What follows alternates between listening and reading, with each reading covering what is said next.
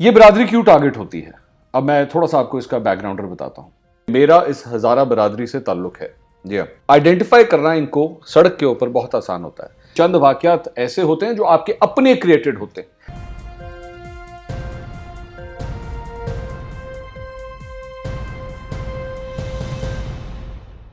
السلام علیکم ناظرین، میں ہوں منصور علی خان۔ اپنے یوٹیوب چینل کے اوپر آپ کو خوش آمدید کہوں گا۔ لاہور واپسی ہو چکی ہے، جس کے بعد اب ویلاگس کا باقاعدہ سلسلہ دوبارہ ایک دفعہ شروع کریں گے۔ تعطیلات کی وجہ سے یہ سلسلہ تھوڑا سا منقطع ہو گیا تھا۔ ویلاگس تو آپ کے پاس آ رہے تھے، لیکن ظاہری بات ہے ان کے اندر ایک تسلسل نہیں تھا۔ بہرحال جب میں واپس آیا ہوں تو اس کے بعد کئی خبریں دیکھیں کہ پورے پاکستان میں کیا کچھ ہوتا رہا پچھلے 4-5 دن کے اندر، اور کچھ چیزوں پہ حیرانگی ہوئی اور کچھ چیزیں جس طرح امید کی جاتی ہے ویسے ہی ہو رہی تھی۔ سب سے پہلے آپ سے درخواست کے چینل کو سبسکرائب کرنا مت بھولیے گا اور بیل آئیکن ضرور پریس کیجیے گا۔ ہزارہ برادری کا جو واقعہ پیش آیا ہے مچھ کے اندر، سب سے پہلے تو میں آپ کو اس کا تھوڑا سا بیک گراؤنڈ بھی بتاؤں گا، کیونکہ بہت کم لوگ یہ جانتے ہیں کہ میرا اس ہزارہ برادری سے تعلق ہے۔ جی ہاں، میری والدہ کا تعلق اسی ہزارہ برادری سے ہے، اور میں نے بچپن سے لے کر آج تک میرا بڑا کلوز ریلیشن شپ رہا ہے۔ اپنا بچپن میں نے اسی برادری کے اندر، ظاہری بات ہے میرا ننیال تھا وہاں پہ، تو میں نے ان کے درمیان گزارا ہے۔ تھوڑا سا اس کا بیک گراؤنڈ پرسپیکٹو بھی آپ کو دوں گا، اور آپ کو بتاؤں گا کہ دراصل میں ہمارے کپتان جو ہیں وہ اس برادری کو ہینڈل کس طرح کر رہے ہیں۔ تھوڑا سا ذرا میں آپ کو بتاتا ہوں اس کے بارے میں۔ سب سے پہلے یہ جو نعرہ ہوتا ہے نا، یہ نعرہ اور یہ کوئی گانا یا ایک آئیڈیا، یہ کسی تحریک کی جان ہوتی ہے۔ کسی بھی سیاسی رہنما کے لیے نا کوئی نعرہ، کوئی گیت، کوئی آئیڈیا، یہ بڑا امپورٹنٹ ہوتا ہے۔ وہ اس لیڈر کو ایک دم اٹھا دیتا ہے اوپر۔ اور ماضی میں آپ جس مرضی کو اٹھا کے دیکھ لیں، جس بڑے سے بڑا، مطلب آپ چائنا کے بڑے بڑے ایسے لیڈرز گزرے ہیں، امریکن پریزیڈنٹس گزرے ہیں، پاکستان کے اندر مطلب علامہ اقبال کا جو ایک پاکستان کے حوالے سے جو ان کی سوچ تھی، ان کا جو آئیڈیا تھا، اس کے بعد قائد اعظم محمد علی جناح نے اس خواب کو پائے تکمیل تک پہنچایا۔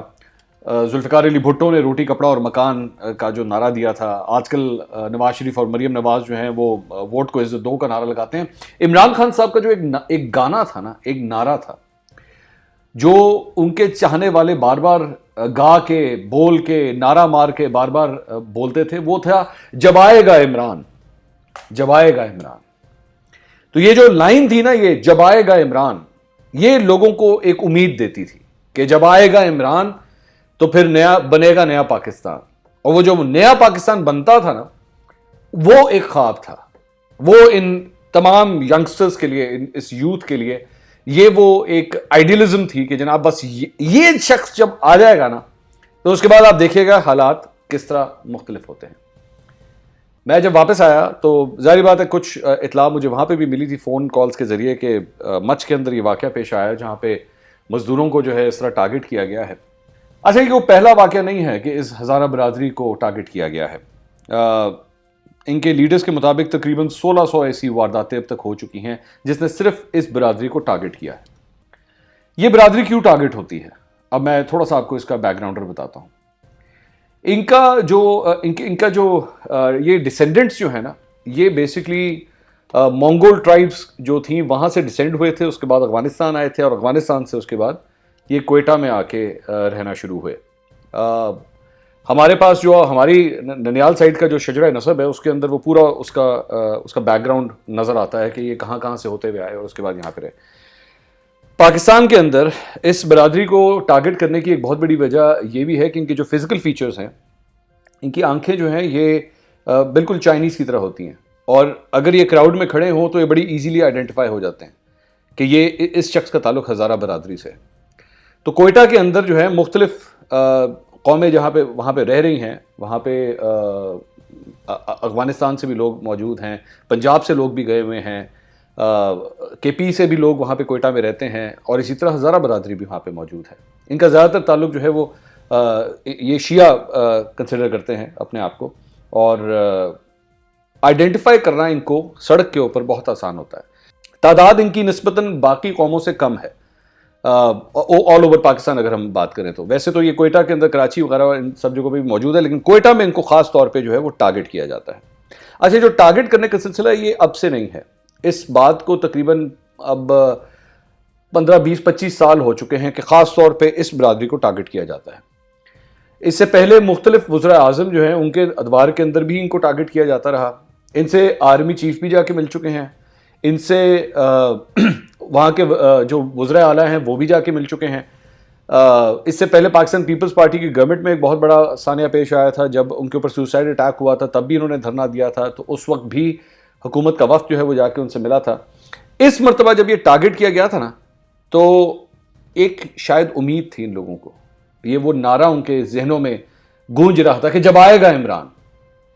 آج یہ دھرنا دے کے جو بیٹھے ہوئے ہیں اور شیخ رشید صاحب کو جو بھیج دیا گیا عمران خان صاحب کے جہاز کے اندر کہ جائے جناب ان سے جا کے ملے, اس سے زیادہ بڑا مذاق نہیں ہو سکتا ان لوگوں کے ساتھ. اس کی وجہ یہ ہے کہ شیخ رشید صاحب جو ہیں وہ ان کا ایک تو اس ہزارہ برادری سے کوئی لینا دینا نہیں ہے, دور کا.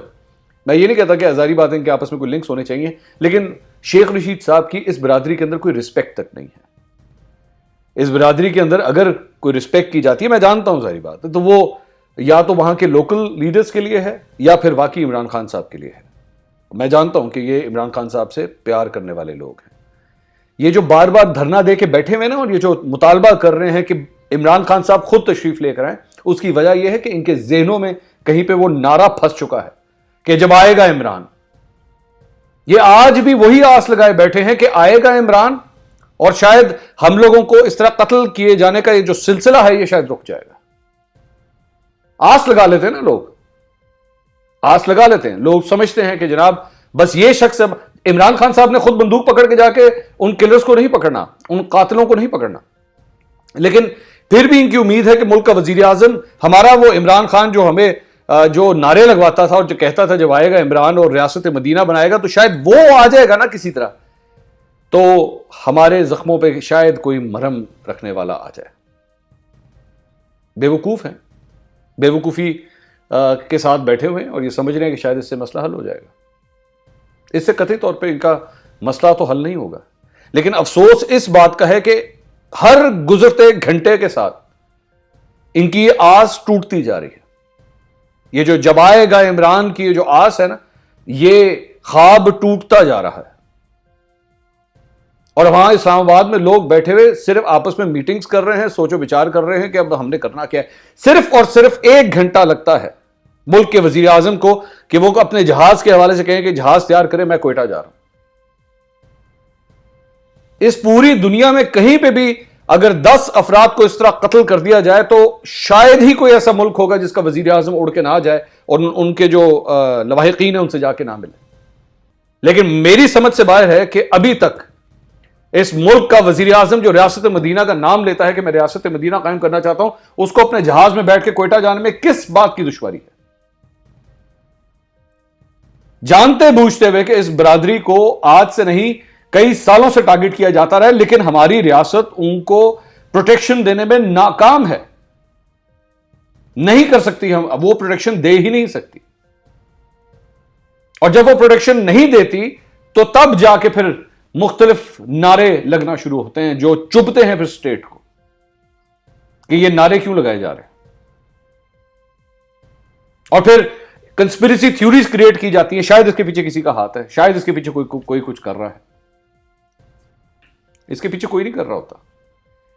اس کے چند ایسے واقعات واقعی ہوتے ہیں جس کے پیچھے شاید کوئی ہو, لیکن چند واقعات ایسے ہوتے ہیں جو آپ کے اپنے کریٹڈ ہوتے ہیں, آپ کی اپنی نااہلیوں کی وجہ سے یہ سب کچھ ہو جاتا ہے. صرف ایک جہاز پکڑ کے وہاں پہ لینڈ کرنے کی ضرورت ہے تاکہ یہ لوگ جو اپنے دماغ میں لائن لے کے بیٹھے ہوئے کہ جب آئے گا عمران تو بن جائے گا شاید کسی طرح نیا پاکستان. پوری میں واپس آ کے جو میں نے اخبارات پڑھے اور جو صورتحال میں نے دیکھی, وہ لڑکا 21 سال کا لڑکا اسلام آباد کے اندر اسامہ ستی جسے قتل کر دیا گیا, جس بے دردی سے قتل کر دیا گیا, آپ کے خیال میں آپ کی چند ٹویٹس جو ہیں وہ اس خاندان کے لیے بس کافی ہوں گی اور ہم جا کے اس کو دکھائیں کہ جناب یہ ٹویٹر کا اکاؤنٹ ہے, یہ دیکھیں یہاں سے ٹویٹ سنیے. اصل مسئلہ یہ نہیں ہے کہ آپ نے اس معاملے کو ٹریٹ کس طرح کیا, اصل مسئلہ یہ ہے کہ اس واقعے کے بعد آپ کیا سٹیپس لے رہے ہیں. کیا مشکل کام ہے. آپ نے جب نئے پاکستان کا آپ نے وہ خواب دکھایا تھا تو آپ اس میں یہ کہتے تھے کہ آپ پولیس ریفارمز کریں گے. آج آپ کی پولیس ایک مذاق بن کر رہ گئی ہے. سی سی پی او کی تعریف کرتے ہیں, سی سی پی او تبدیل ہو جاتا ہے. آج ایک ایس پی نے اس سلسلے میں ٹویٹ کیا, عائشہ بٹ ان کا نام ہے, اس کے بعد اس ٹویٹ کو انہوں نے ڈیلیٹ کر دیا, اور انہوں نے یہ کہا کہ جناب یہاں پہ پوسٹنگ اور ٹرانسفر جو ہے وہ منپسند افراد کے لیے ہو رہے ہیں, اور پولیس کے اندر لوگوں کے کریئر جو ہے وہ اس طرح خراب ہو رہے ہیں. یہ حال ہے آپ کی پولیس کا. جب آپ کی پولیس کا یہ حال ہے کہ لوگ اب اس کا مذاق اڑا رہے ہیں, تو پھر اس طرح نہیں بنتا نیا پاکستان. ہم نے شوگر کمیشن بنا دی, دیکھیں اب چینی کی پرائس کو ہم کس طرح کنٹرول کرتے ہیں. چینی آج بھی 90 روپے کی مل رہی ہے. جا کے آج بیان آیا ہے گروسری ایسوسی ایشن والوں کا, جناب ہم تو 90 روپے کلو بیچ رہے ہیں. کہاں ہے آپ کا نیا پاکستان؟ کہاں ہے جب آئے گا عمران؟ کوئی مشکل کام نہیں ہے, ابھی بھی ہو سکتا ہے. شاید ہم لوگ ہی بے وقوف ہیں کہ لوگوں کو بار بار امید دلا دیتے ہیں کہ نہیں, اس ملک کے وزیر اعظم کو کنٹینیو کرنے دیں, اس کو 5 سال پورے کرنے دیں. آپ کا آدھا ٹائم گزر چکا ہے. جو باقی آدھا ٹائم رہ گیا ہے اس کے اندر لوگوں کو یہ احساس دلا دیجئے کہ واقعی جب آئے گا عمران تو بنے گا نیا پاکستان. کیونکہ یہ نہ ہو کہ جب اگلا الیکشن آئے تو لوگ اپنے خیالات کا اپنے ووٹ کے ذریعے جب اظہار کریں تو وہ یہ کہیں کہ اب کبھی نہیں آئے گا عمران. آپ کیا سمجھتے ہیں؟ اپنی رائے سے ضرور آگاہ کیجیے گا, اور چینل کو سبسکرائب کرنا مت بھولیے گا. اللہ حافظ.